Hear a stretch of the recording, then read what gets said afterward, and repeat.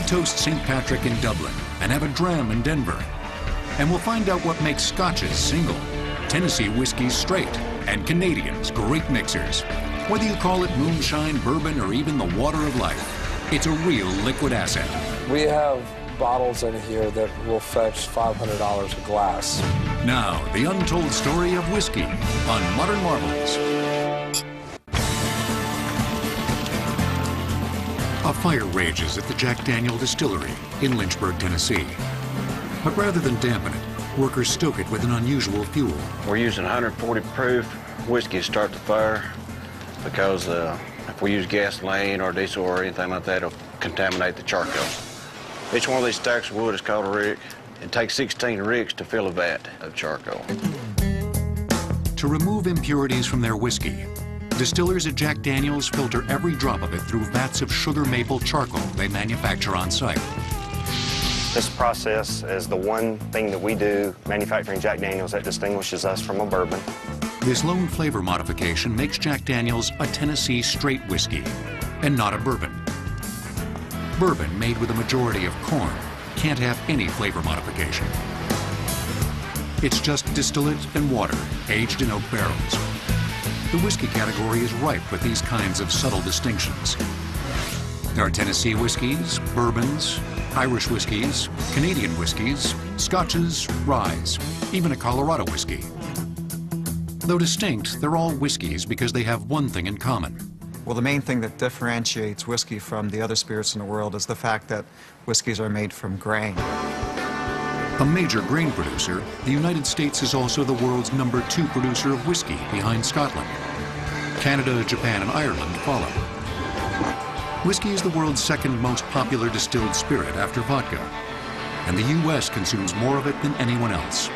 Jack Daniel's holds the title of the world's #1 brand of whiskey, selling almost 24 million gallons per year.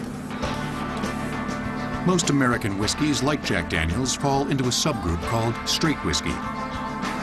To be designated a straight whiskey, a manufacturer must follow tight governmental guidelines. When you're making a straight whiskey, it can only be distilled to no more than 160 proof, and it can't go into a barrel no more than 125 proof, and it has to be aged in new charred oak barrels for a minimum of 2 years. And on top of that, each style of straight whiskey has to have a major grain component. What makes one whiskey different from another is the type of grains that are used, the way that they're distilled, and how they're aged. These differences lead to distinct flavor profiles, like that of Jack Daniel's. Ethan Kelly is a spirit sommelier, a trained expert in the hard stuff. At the Brandy Library in New York City, he oversees one of the country's most extensive whiskey collections. Ethan gives Jack a taste test. When you nose this one, the wood does pop right out, and it is clear that you're, in a forest. You do get some very earthy qualities to it, almost farmhouse qualities. It's fatty, and it's earthy, and it's sweet. That farmhouse quality comes from, well, the farm. Jack Daniel's starts with a recipe, also known as a grain bill, of 80% corn, 12% barley, and 8% rye. The distillery, located on this site since the 1860s, has its own water source that also influences flavor. Jack Daniel purchased the whiskey-making operation from a Lutheran minister in his early teens, but he located the manufacturing operation here because of a abundant limestone water. It's an iron-free water source that flows out of the cave at a constant 56 degrees year-round. This lack of iron affects the fermentation process. Yeast likes to have all of the metals present, a balanced diet. So what we've done is by supplying it with iron-free water, we tend to shift the fermentation just a little bit, and that shift is part of what makes Jack Daniel. The grain and water are pumped into what's known as the mash cooker and cooked into a runny porridge. Temperatures of up to 210 degrees break down the walls of the grain, allowing water to soak the starches. Enzymes in the grain can then convert starches into sugars, readying them for fermentation.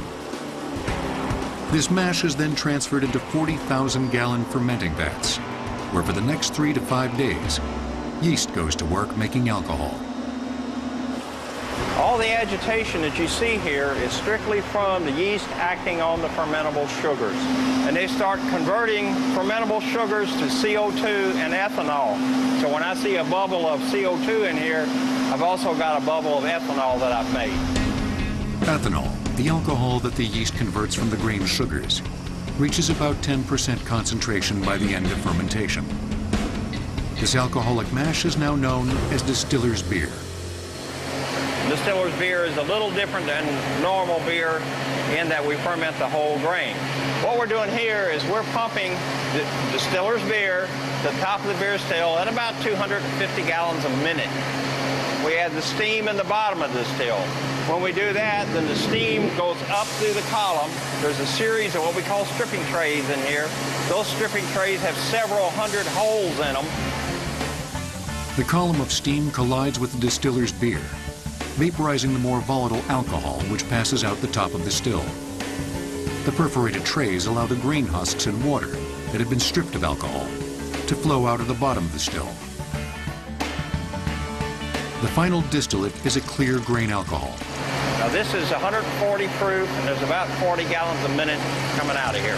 I've heard this called white dog, white mule, white lightning.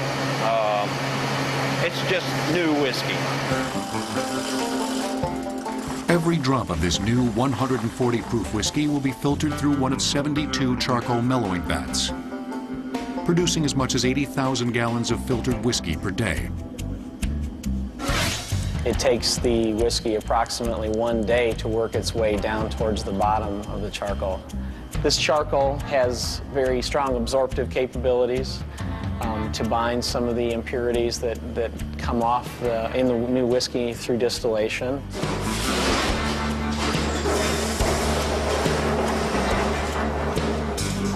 Workers then pump the whiskey into new charred white oak barrels.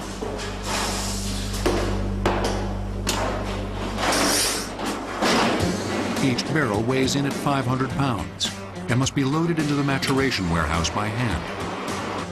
Usually, a good entry day is about 1,000 barrels.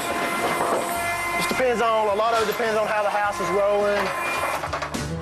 The barrels won't roll easily if the warehouse has settled at a tilt. Workers take care to keep the barrel load in the warehouse even, since the pressures of more than 10 million pounds of whiskey can warp the structure. We have 77 maturation warehouses where we currently have in storage about 1.7 million barrels. During maturation, the whiskey commingles with the deliberately charred surface inside the oak barrel and gains all of its color and much of its flavor. When you char the barrel, of course, it will darken, it'll turn a dark black, but it will open up pores in that caramelized layer where the whiskey can actually penetrate into and extract those wood sugars out. At least half of the flavor of Jack Daniel's comes from the wood. Once mature, the whiskey will end up in one of 3 Jack Daniel's products: Gentleman Jack, the standard black label, or single barrel. Black Label and Gentleman Jack both contain a mixture of many barrels, but the single barrel is just that, whiskey from one barrel. Single barrels are selected from the upper, hottest part of the maturation warehouse, where the whiskey ventures deeper into the oak.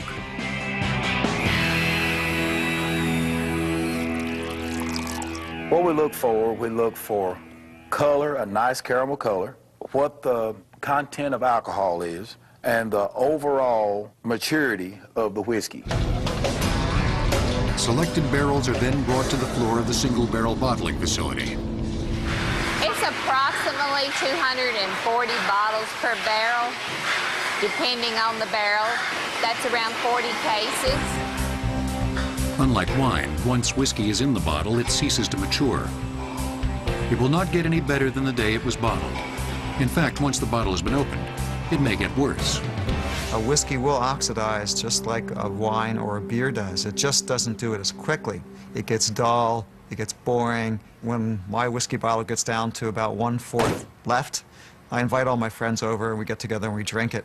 And it guarantees a good supply of friends. These kinds of connoisseur issues would have been foreign to America's first whiskey distillers, the colonists. They made whiskey for the most practical of reasons, to prevent their excess grains from spoiling. It also concentrates the grain. I mean, it makes it easier to transport when you turn it into whiskey. And it got to the point where whiskey was actually like currency. The unregulated whiskey trade flourished until 1791, when the new federal government decided to tax it to pay the debt for the Revolutionary War. Farmers revolted against the tax, turning the excised men away by force. In 1794, George Washington actually had to send out the militia, the troops, to quell the uprising, and he actually sent out more troops to stop the Whiskey Rebellion than he needed to actually defeat the British. And ironically, just 3 years after the Whiskey Rebellion, George Washington decided to make his own whiskey in Mount Vernon. And by 1799, in the year that George Washington died, he was the largest distiller in the United States. At this same time, in the neighboring state of Kentucky, Jim Beam was getting its start. In the bourbon category, no brand sells more. My family started making whiskey in 1795. Jacob Beam made his first barrel of whiskey in 1795 and sold it. He started our family in this business. 7 generations later, here I am. The company bears the name of Fred Noe's great-grandfather. Jim Beam was the 4th generation, and he was the one who got us back on the map after Prohibition. The distillery can be found in Claremont, Kentucky, where faith and whiskey managed to keep company, and tradition means maintaining a culture, literally. Okay, we're going into our jug yeast cooler room right now. This is where we're keeping our strain of jug yeast that's been around since Prohibition. How we do this is we keep our original strain and we inoculate our new formula with it. We make our new jug yeast each time, and that keeps our strain alive. This yeast is the engine of the distillery. It produces every drop of alcohol that becomes bourbon. Quality control begins as the grain arrives at the distillery. Incoming corn must pass a battery of tests. It can't be over 14% moisture. Bushel weight, it's got to be at least 54 pounds a bushel. It can't have aflatoxin in it. Aflatoxin is a toxin produced by molds on grain that, if present, would glow under this ultraviolet light. In addition to being toxic, it affects the taste of the whiskey. The grains must be mostly whole and not broken into so-called fines. Once a grain has passed inspection, it's moved into massive bins. These are holding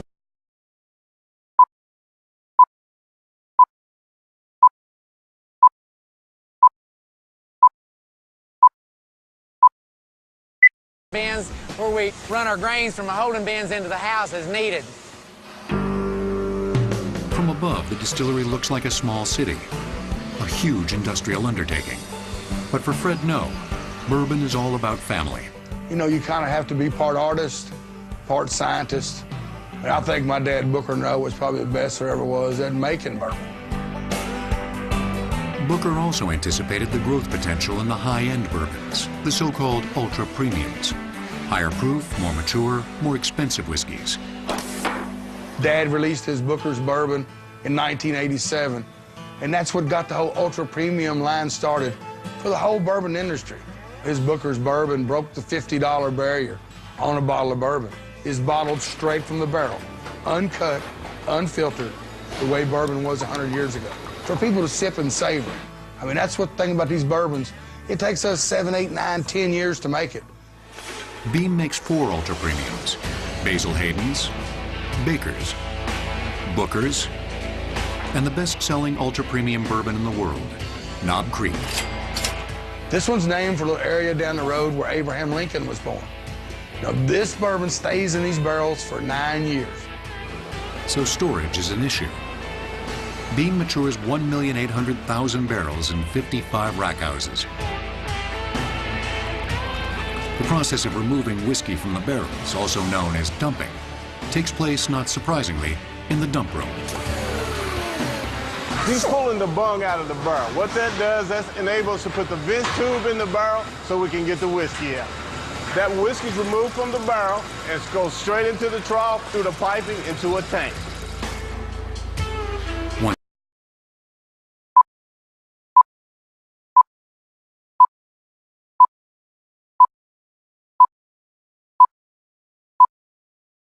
Once emptied, the barrels are sold.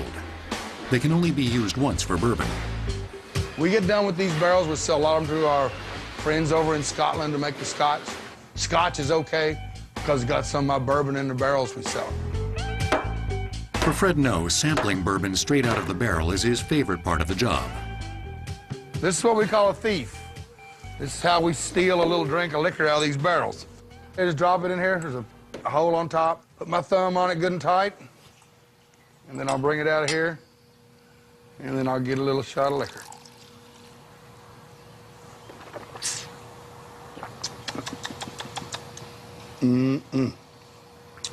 What I'm doing there is the Kentucky chew. Put the bourbon in your mouth and chew on it a little bit.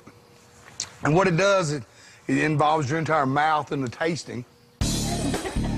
For those who take their bourbon seriously, these are good times. People are drinking less and they want to drink better. It's got the bourbon business rocking and rolling again.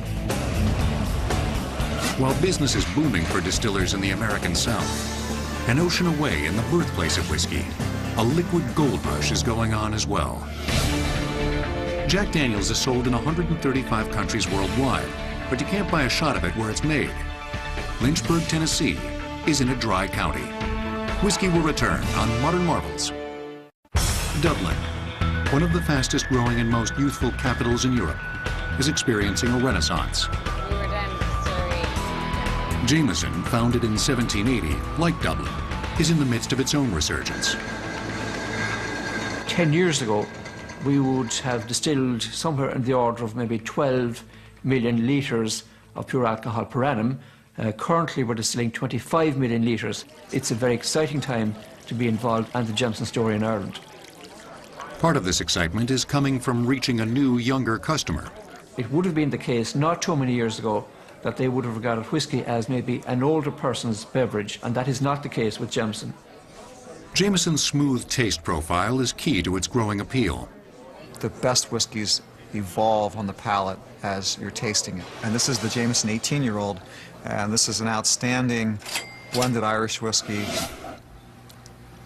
Some nice silky texture to it, lots of toffee and fruit, a little bit of nuttiness. Some of that cereal grain. It's continuing to evolve, fading onto a nice, soft, malty finish. This accessible yet complex blended whiskey is produced by an Irish whiskey industry that is highly consolidated. The island has only 3 major distilleries, Bushmills, Cooley, and Middleton, but they produce roughly 30 different whiskeys. Jameson's old distillery in Middleton, dating back to the 1820s, is now a visitor center and serves as a graceful facade for the very industrial guts of the operation, the working distillery built in the 1970s. 2 grains fuel this concrete and steel behemoth: corn distilled into a pure grain alcohol almost like a vodka, and for flavor, barley. It gives it a very smooth flavor on the palate, and it also gives it like a silky and serumy mouthfeel, and that's what the barley does in the mash. To provide the sugars necessary for fermentation, the barley has been soaked in water in order to induce it to malt or germinate. What you're doing is really fooling the barley grain into thinking it's going to grow up into a barley plant. So you're allowing it to access the starchy reservoir within the grain. Once these sugars have been extracted from the malted barley in the brewhouse, they are pumped into gigantic fermentation vats. Up here we have our fermentation vats, 32 in total, each containing 200,000 litres of fermenting beer or fermenting wash. Yeast is added, and it is here that the yeast will convert with that rich sugary liquid into alcohol and also into a whole range of fantastic flavours. This is the still house of the Jameson Distillery. Behind me here we have the first pot still. The alcoholic vapours, along with all of the volatile flavour compounds, rise up through the neck of the still, across the line arm, and gets condensed back into a liquid again. This liquid is known as low wines, and it contains about 20 to 40% alcohol by volume. This low wines is then pumped into the second pot still here. Again, heat is applied, the alcoholic vapours rise up through the neck of the still, The strength at this stage has been increased to about 70% alcohol by volume, is then taken and put into the third still. Triple distillation has always been type of distillation used in Ireland, and that's because it produces a particular character and a particular style of distillate. What it really does is that it removes some of the heaviness to allow you to push the flavor spectrum more into the floral and fruity, spicy and fragrant characteristics. The Jameson blend is a combination of these pot-stilled whiskies and lighter grain whiskey. Grain whiskey, it's essentially from corn, what we call maize, distilled in column stills. So it comes off the still at quite a high alcoholic strength, and it's got a more lighter style. This lighter whiskey is aged in bourbon barrels that have already been used several times.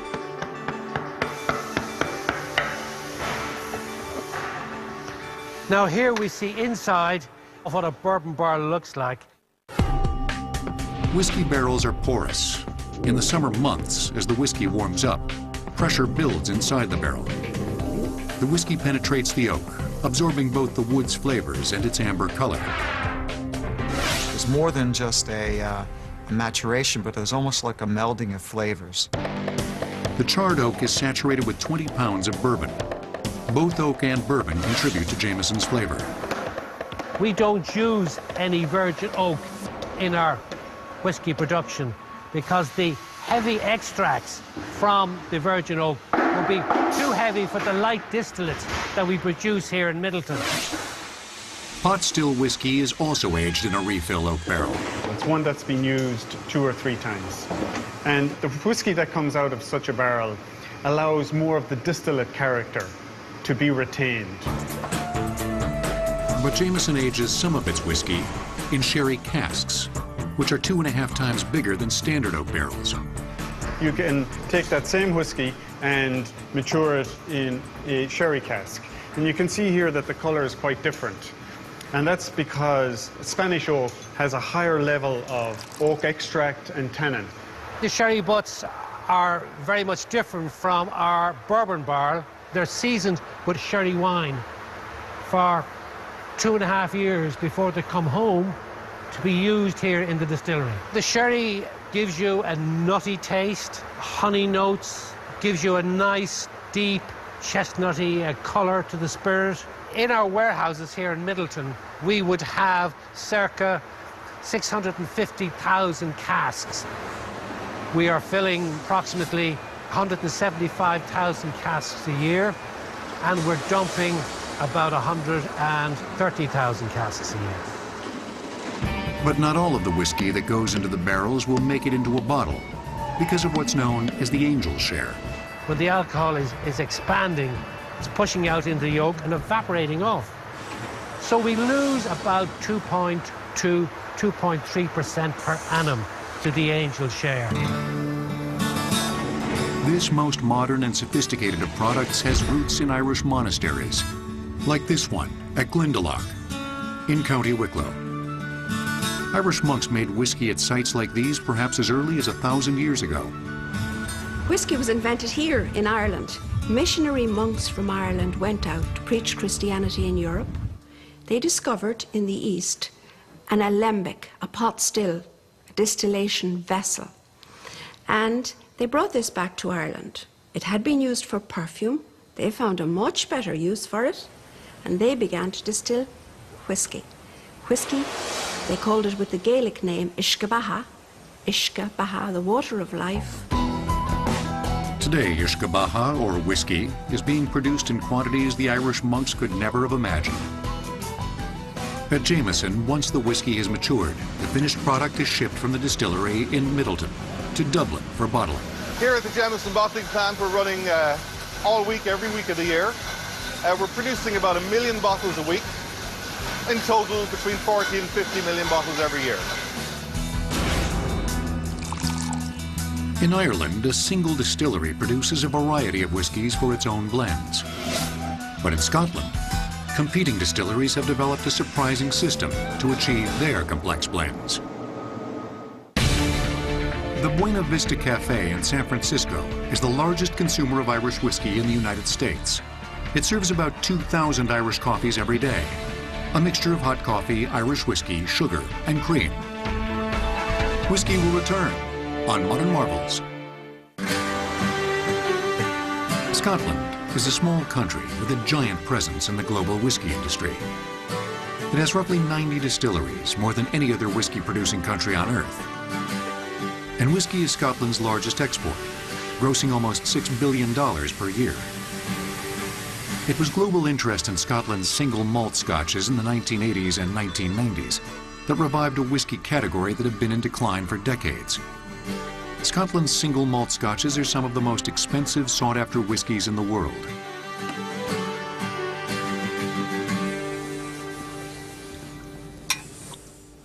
Single means it's the product of just one distillery. Malt means that it's made exclusively from malted barley. And Scotch means it has to be distilled and matured in Scotland in oak barrels for a minimum of 3 years. Here at the Glenlivet Distillery, we only produce one whisky, and that is the Glenlivet single malt. The Glenlivet is the world's #2 single malt whisky. A single malt like the Glenlivet may be sold on its own, or as part of a blended whisky, like Chivas Regal.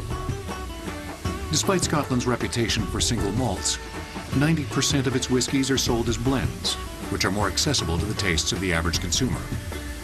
When we create a blended whisky, you have to use about 30 single malts.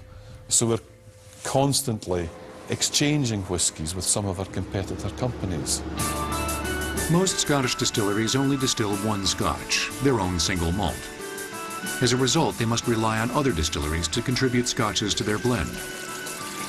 There's a great deal of diversity to Scotch whiskies. There are 4 recognised whisky-making regions. Firstly, in the south of Scotland, an area known as the Lowlands. And the whiskies from the Lowlands tend to be very soft and gentle in their characteristic. Then we have a little island on the west coast of Scotland known as Islay.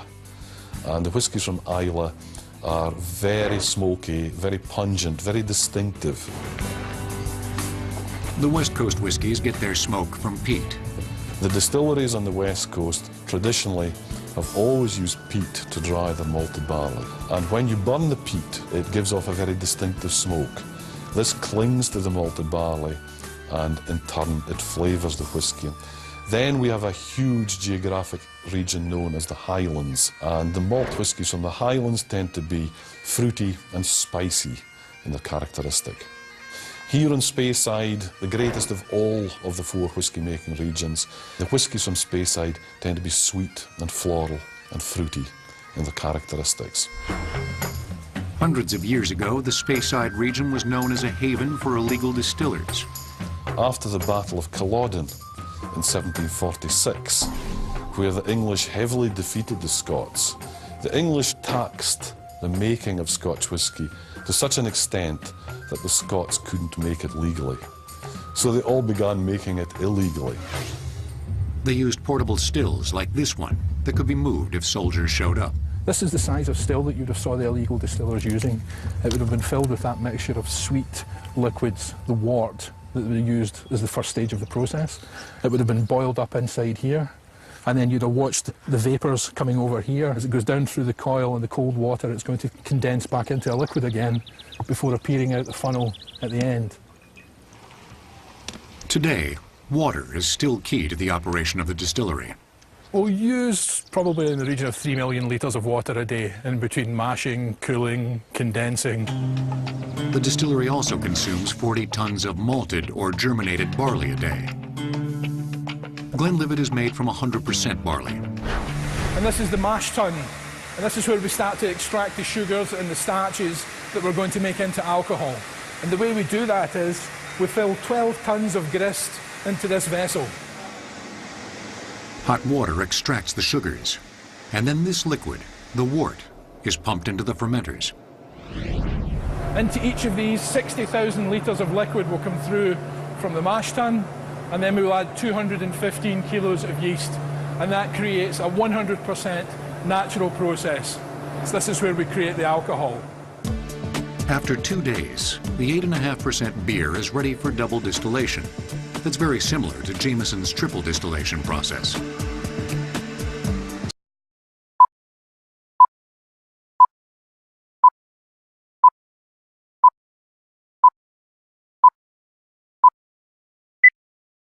Surprisingly, the entire distillery is monitored by only 2 people and banks of computers. Though computers have a large hand in making it, the Glenlivet has a sensual appeal. Wonderfully soft, wonderfully rounded and rich.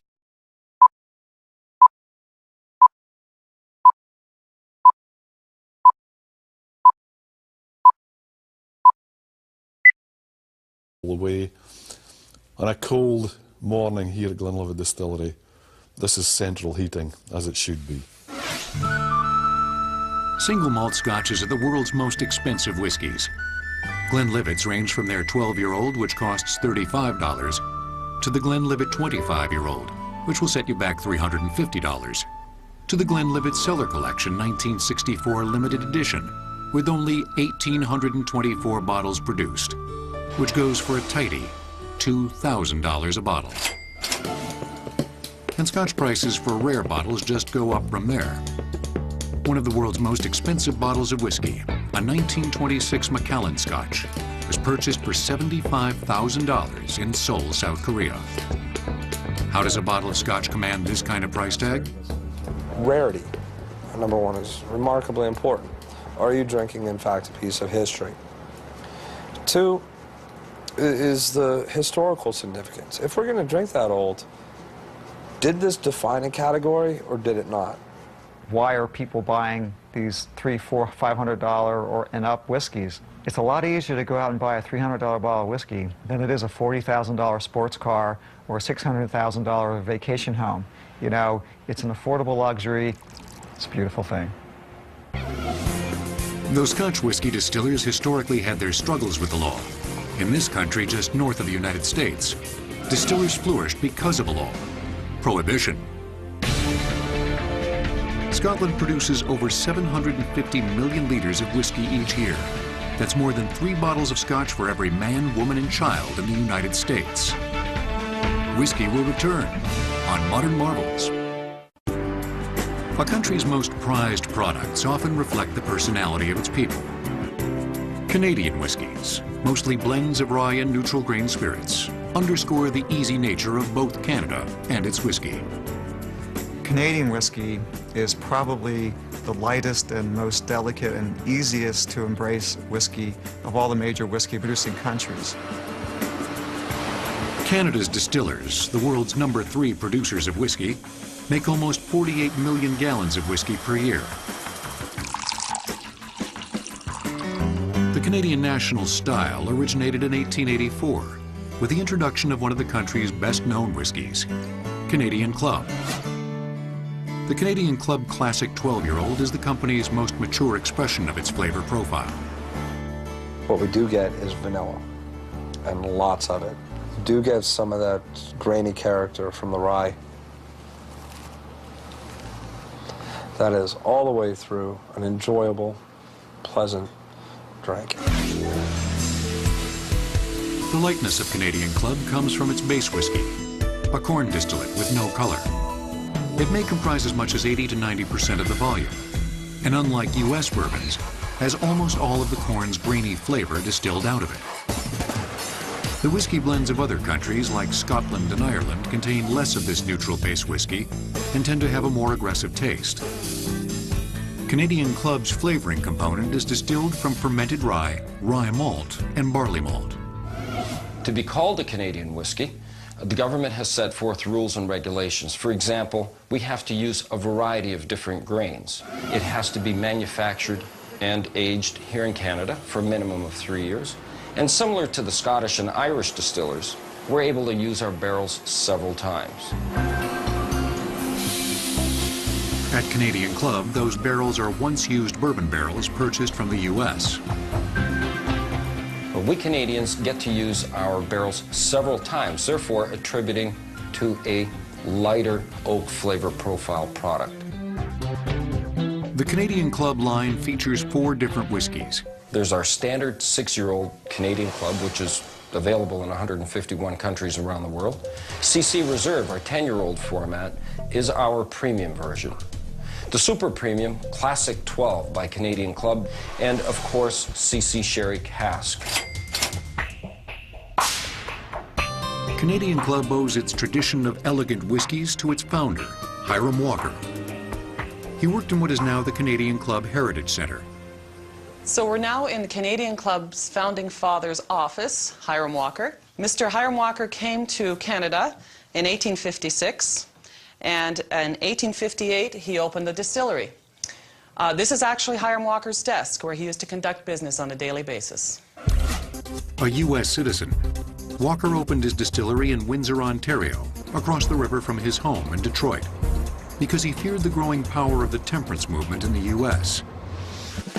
He may have been off by 60 years, but in 1920, when Prohibition hit the U.S., Walker's sons had inherited the company. They found eager distributors of their Canadian whiskey, the Purple Gang, who were mostly Jewish mobsters out of Detroit, as well as the Chicago mob. When Prohibition entered into the U.S. in 1920, the boys from the Purple Gang out of downtown Detroit would come over here to conduct business. Mr. Capone himself would conduct business at this table with the Hiram Walker boys. And this became known as the Speakeasy, which is still what we're using it for today. The mile-wide Detroit River separates Detroit from Windsor, Ontario. During Prohibition, smugglers made the short trip across to Canada, loaded up with Canadian Club, and then distributed the product to a thirsty U.S. populace. People came across the Detroit River by boat. Or during winter freezes, it became an ice road for smugglers. The sales of Canadian Club rose drastically during Prohibition. But since mobsters had a hand in distribution, shipments were often hijacked. A system of coded telegrams was developed to throw thieves off the trail. This one's dated July 31st, 1931. Just above it, they uncoded it. We have 300 cases of Club have left on its way to London, so this became very, very popular way of transporting product. One Canadian Club bottle, known as the Prohibition bottle, was a favorite with drinkers. It's concave in the back. The guys would slip it into their pockets and the ladies were strapping it on their leg, and this bottle kind of hugs your body. Another name for this bottle was known as the bootlegger bottle. The reason for that is ladies back then used to wear long gowns and the boots had straps in them. They would strap these bottles to their leg, thus came the term bootlegger. Canadian Club's whiskeys were known then, as they are now, for being cocktail friendly. My favorite cocktail is what I've called the Millionaire's Manhattan. A measure and a half of Canadian Club Classic 12-year-old. Next, add a half a measure of Harvey's Bristol Cream.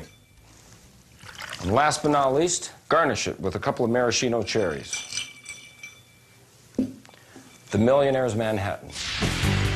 Canadian whiskeys express a distinct national character that has little in common with U.S. whiskeys. And in the U.S., there's a growing micro-distillery movement that's not afraid to innovate. But what exactly does a gas pump have to do with whiskey? During Prohibition, 1 million gallons of Canadian liquor per year, 80% of that nation's output, made its way into the United States.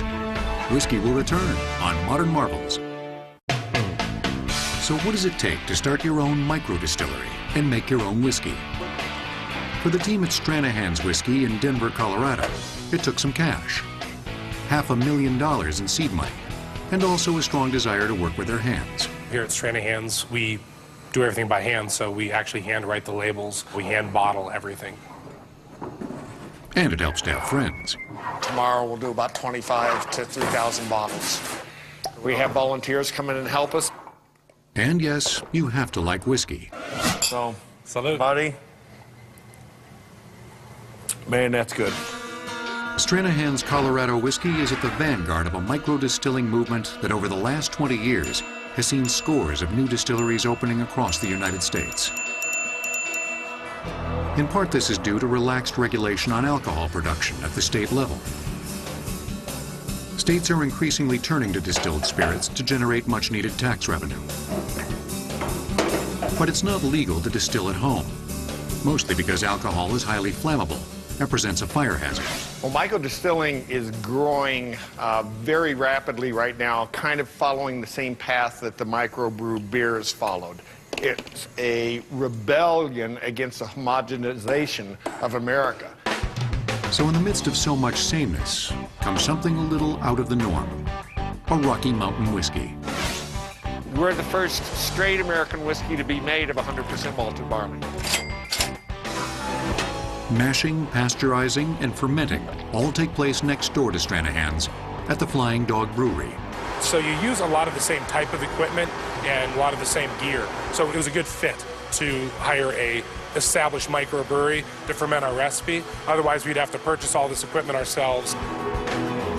It only takes one of the brewery's 40 fermenting tanks to satisfy Stranahan's needs. Here we are, we're hanging on for dear life on fermenting vessel number 4. This is where we're going to add the yeast, and the magic will happen. Each batch is about 3,000 gallons, and so that's what we'll distill over a week's time. Flying Dog ferments our recipe to our specs and then pipes it over the roof. The freshly fermented beer, also known as wash, is ready to be distilled in Stranahan's custom-designed still. They're unique in design in the fact that the bottom part of the still is a pot still, all right? And that's like Scotch. Scotch is generally made in a pot still in a batch.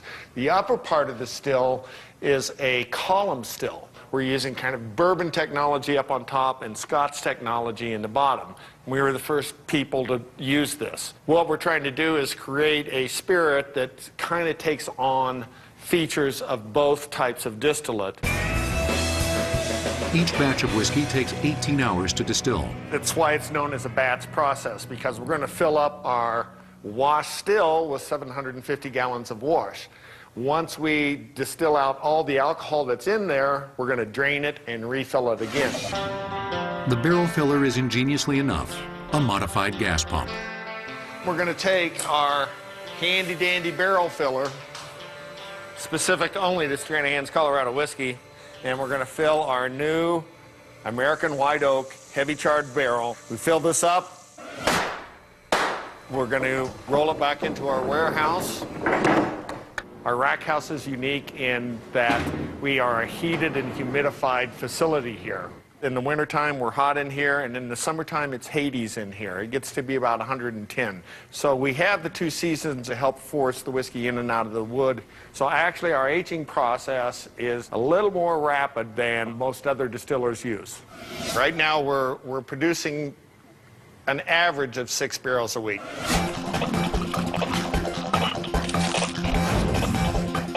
That's roughly 720 bottles of whiskey a week. But is the whiskey world better off for having a Colorado whiskey? We went back to the Brandy Library in Lower Manhattan to find out. I'm a little excited about this one because I have yet to even come across it. It's almost orange, eye-catching right off the start. And the fruit pops. And wow, that's impressive. That's very impressive. There's something cinnamon about it, spicy and fresh. That is a lovely dram. That is a perfect example of what can be done with just a little bit of ingenuity. And after all, it seems fitting that Colorado would produce a whiskey. We didn't have John Wayne walk into a bar in Colorado and say, hey, Pard, how about a mango-infused vodka and make it a double? He went in and he asked for a whiskey. That's what the miners and the cowboys drank. Cheers. Good to see you. Whiskey is, without a doubt, the most complex and diverse spirit being produced on the face of this earth. And as whiskey producers make an ever-increasing variety of whiskeys, there are more and more good times to drink them. People get this misconception that whiskey is an after-dinner drink, and that's the only time you should drink it. What they don't realize is that there's some great whiskeys that go with a meal. There's some great aperitif whiskeys. There's some great afternoon whiskeys, and there's some great mid to late morning whiskeys, too. Now there's a concept. Whiskey with your coffee break.